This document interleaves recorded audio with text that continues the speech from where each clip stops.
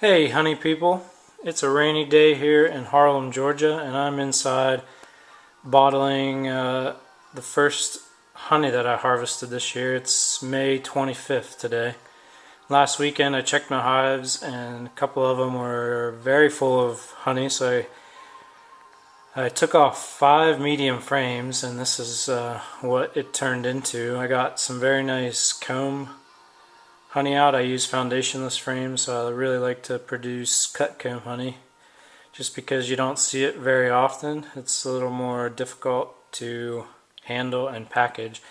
But this is kind of my motley crew of containers that I grabbed off my shelves. I still buy honey if I travel somewhere just to taste local regional honey, so I get some different containers, and people still give me honey as gifts, so I like to hold on to the containers, and so I've got quite a collection now. I really like, just for my personal use, these are dripless squeeze containers with the black tops. These are plastic. They are really nice just to grab and squeeze some honey into tea. This is like a traditional glass show pound container.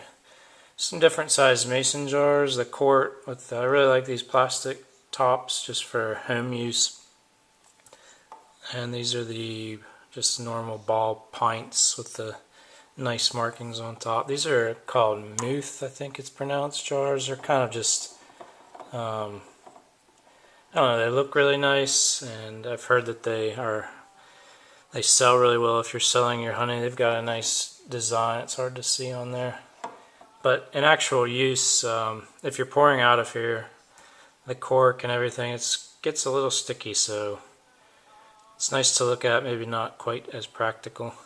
And these are my pints that I tried, or my half pints this year. I bought these are what are they? They're Ball brand, but they're smooth sided.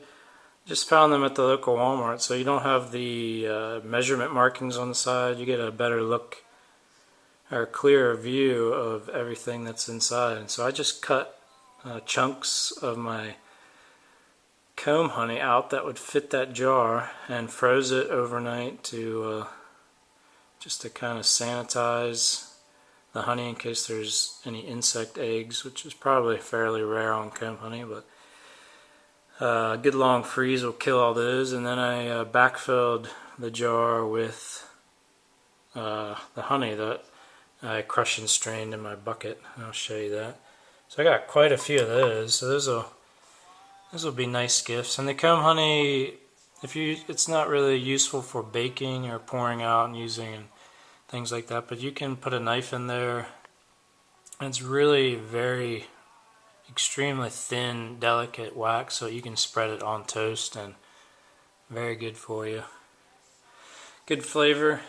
And so here's kind of finished up, so I'm draining, but I use one of these buckets with a honey gate and kind of a couple of buckets, 2-bucket stage system. It goes through this filter strainer to kind of as another catch. But here's all the crushed and strained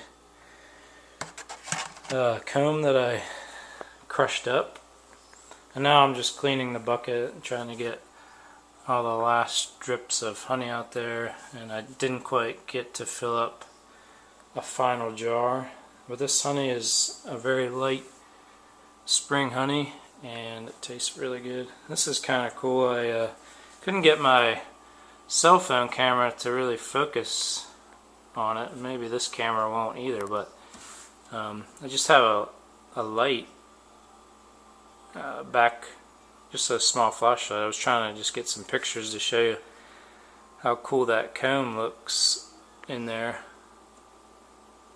If you put this in a window, or give it as a gift and hold it up to the light, it just looks really cool. You get a very clear view of all the individual cells and just how extremely thin and delicate that wax is. And that comb honey is something the average person doesn't either know you can buy or exists out there. It's just a pretty cool thing. So yeah, I'm excited about that. I'll be harvesting a lot more over the next 2 to 3 weeks, and I hope I get some more comb honey. I think it's going to be a very good harvest this year. We've had 2 or 3 weeks, it just seems, of rain. It's like living in Costa Rica or something. We get rain almost every day or two, but the plants are loving it, making lots of flowers, and the flowers make lots of nectar, and the bees, when they get a chance to fly, are just really hauling it in.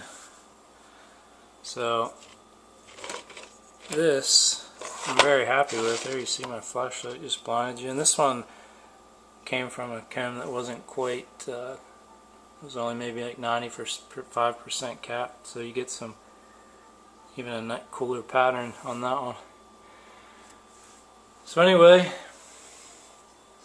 that's the first harvest of the year, and here in Georgia we usually only get a good strong spring harvest. The rest of the year is pretty hot until late fall. We get a little bit of smaller flow, but I'm really happy with this so far.